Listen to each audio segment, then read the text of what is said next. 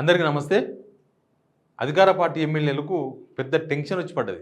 ఏం టెన్షన్ అంటే ఇప్పుడు బడ్జెట్ సమావేశాలు కూడా అయిపోయినాయి కదా. ఇప్పుడు తిరగాలి, ఊర్లలో తిరగాలి, కాన్స్టిట్యున్సీలకు పోవాలి, జనాలను కలవాలి. కలవాలంటే వాళ్ళు స్కీమ్స్ అడుగుతారు. ఎక్కడన్నా పోదామంటే నిజానికి కాంగ్రెస్ ఎమ్మెల్యేలు అసలు జనాలకు పోతలేరు, జనాలను కలుస్తలేరు. ఎక్కడో దగ్గర ఉండి వాళ్ళ అనుచరులను కలవడం. అసలు ఎక్కడన్నా శంకుస్థాపనలు కనిపిస్తున్నాయి మీకు?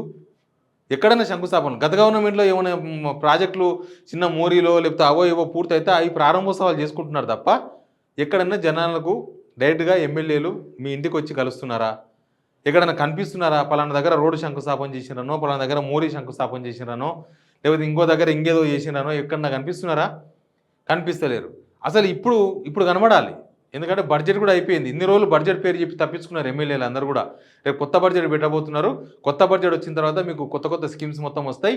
ఆల్రెడీ ప్రజాపాలన దరఖాస్తులు మా దగ్గర ఉన్నాయి, అదంతా కూడా రేవంత్ అన్న చెప్పిండు మీకు వచ్చేస్తాయి అని సీఎం పేరు చెప్పి తప్పించుకునే ప్రయత్నాలు చేసి అన్నీ అయిపోయినాయి. అన్నీ అయిపోయిన తర్వాత ఇప్పుడు ఎమ్మెల్యేలు కాన్స్టిట్యున్సీలు తిరగాలంటే వాళ్ళకు ఒక పెద్ద గుబులు గుండె గుడుగుడు అని కొట్టుకుంటుంది. పోతే జనం అడుగుతారు, ఖచ్చితంగా అడుగుతారు. ఇప్పుడు ఉత్త ముసలోళ్ళని కదిలిస్తే బగ్గుమంటున్నారు. ఏమొచ్చినాయి? పెన్షన్ 4,000 రూపాయలు ఇస్తామన్నారు, ఇచ్చిండ్రా అని అంటున్నారు. అట్లా ప్రతి ఒక్కరు వాళ్ళకి ఇచ్చిన హామీలు ఏమన్నా బాగా రీషర్ అయిపోయినాయి జనాలకి. ఎందుకంటే వీళ్ళు గ్యారంటీస్ కదా, 6 Bs 6 గ్యారంటీల పేర్లు చెప్పినారు కదా. 6 గ్యారంటీల పేరు చెప్పే వరకు చాలా టెన్షన్ అయిపోయింది. ప్లస్ మన తెలంగాణ సమాజంలో ఏముంటుందంటే అందరికీ రాకపోయినా సరే ఎవరు పట్టించుకోరు, అందరికీ వస్తే లొల్లి లేదు. కానీ ఈ ఇంటికి వచ్చి ఆ ఇంటికి రాలేదనుకో సీము ఉంటుంది సీను. ఇప్పుడు ఈ 200 యూనిట్ల కరెంటు ఫ్రీ అనేది కొన్ని ఇంట్లోకి ఇచ్చిర్రు, కొన్ని ఇళ్ళకి ఇవ్వలేదు. ఈ 500 రూపాయల సిలిండర్ అనేది కొన్ని ఇంట్లోకి ఇచ్చిండ్రు, కొన్ని ఇళ్ళకి ఇవ్వలేదు. చాలా ఉన్నాయి. 60 లక్షల గ్యాస్ కనెక్షన్స్ ఉన్నాయి మన దగ్గర. 60 లక్షల గ్యాస్ కనెక్షన్స్ ఉంటే వీళ్ళు ఇచ్చేది చాలా తక్కువ.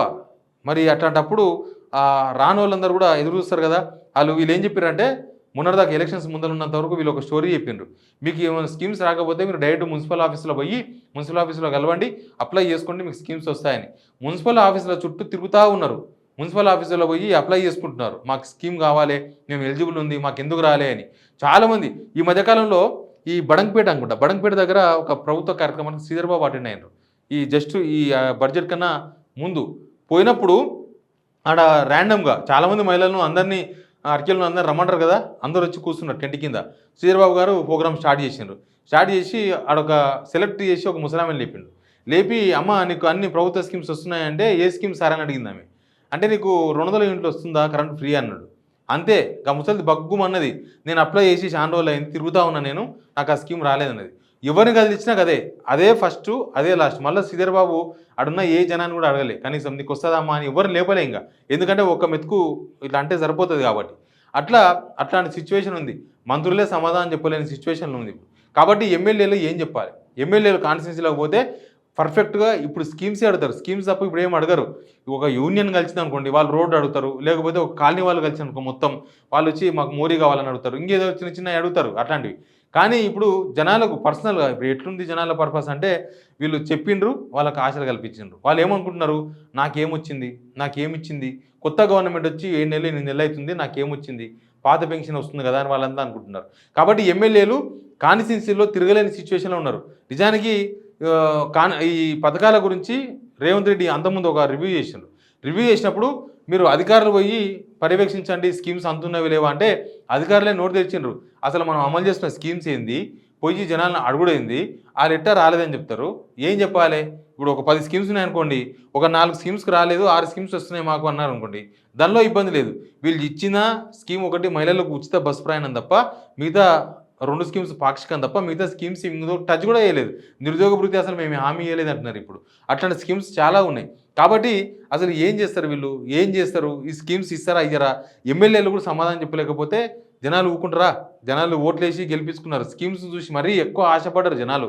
కాబట్టి ఇప్పుడు ఆ స్కీమ్సే చాలా ఇంపార్టెంట్, స్కీమ్సే ప్రధానమైన ఎజెండా. ఆ స్కీమ్స్ కనుక అమలు చేయకపోతే ఎమ్మెల్యేలను అక్కడి నుంచి కదిలించే పరిస్థితి లేదు. అట్లాంటి సిచ్యువేషన్లో ఎమ్మెల్యేలు అసలు ఏం చేయాలి, మేము జనాలకు ఎట్లా పోవాలన్న టెన్షన్లో ఉన్నారు. బడ్జెట్ అయిపోయింది కాబట్టి ఇప్పుడు జనాలకు పోక తప్పదు. లేకపోతే రేపు మళ్ళీ ఎలక్షన్స్ వస్తాయి, సర్పంచ్ ఎలక్షన్స్ అవో వస్తాయి. అడవి ఏమని ఓటు అడగాలి? స్కీమ్స్ అమలు చేస్తేనేమో కొంతమంది రాకపోతే సర్ది చెప్పొచ్చు, అమ్మ మీకు రాలేదు, మీకు నెక్స్ట్ టైం ఇస్తాం, అప్పుడు వస్తుంది ఇప్పుడు వస్తుంది అని. ఇన్ని రోజులు బడ్జెట్ పేరు చెప్పుకుంటూ వచ్చారు వీళ్ళు. బడ్జెట్ అయిపోయిన తర్వాత స్కీమ్స్ అమలు కాకపోతే వాళ్ళ పరిస్థితి ఏంది? బడ్జెట్‌లో ఆ 6 స్కీమ్‌లకు డబ్బులు కేటాయించలేదు. చర్చ జరగలేదు అసెంబ్లీలో 6 స్కీమ్‌ల గురించి. అసలు ఏం జరుగుతుందనేది తెలవదు. కొత్తగా పెన్షన్‌లు చాలామంది అప్లై చేసుకున్నారు. ఇందిరమ్మ ఇండ్లు చాలామంది అప్లై చేసుకున్నారు. ఇట్లాంటి స్కీమ్స్ అన్ని కూడా వాళ్ళంతా ఆశగా ఎదురు చూస్తున్నారు. ఇప్పుడు ఎమ్మెల్యేల సిచ్యువేషన్ ఏం జరుగుతుందంటే కృతిలో పడ్డ ఎలుకల్లాగా తయారైపోయింది అధికార పార్టీ ఎమ్మెల్యేలది. పైన చూస్తేనేమో రేవంత్ రెడ్డి గారు చాలా బాగా చెప్తున్నారు. స్కీమ్స్ మొత్తం ఇచ్చేసినాం. 6 గ్యారంటీలు 5 గ్యారంటీలు అమలు చేసినామని. కానీ కింది స్థాయిలో పోయినప్పుడు ఎమ్మెల్యేలకు ఆ సిచ్యువేషన్ ఉండదు. ఈడనేమో డైరెక్ట్ జనం సీఎంని కలిసే అవకాశం ఉండదు కాబట్టి మైకులో ఏదైనా మాట్లాడొచ్చు. కానీ అక్కడ ముందర జనం ఉంటారు. నువ్వు మైక్‌లో మాట్లాడే లోపే అక్కడి నుంచి ఆన్సర్ వస్తది.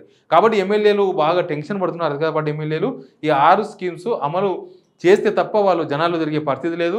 ఇప్పుడు ఏం జరగబోతుందనేది చూడాలి. ఎమ్మెల్యేలు అయితే కొంతవరకు జనాల్లో తిరిగే కన్నా దూరంగానే ఉంటున్నారు.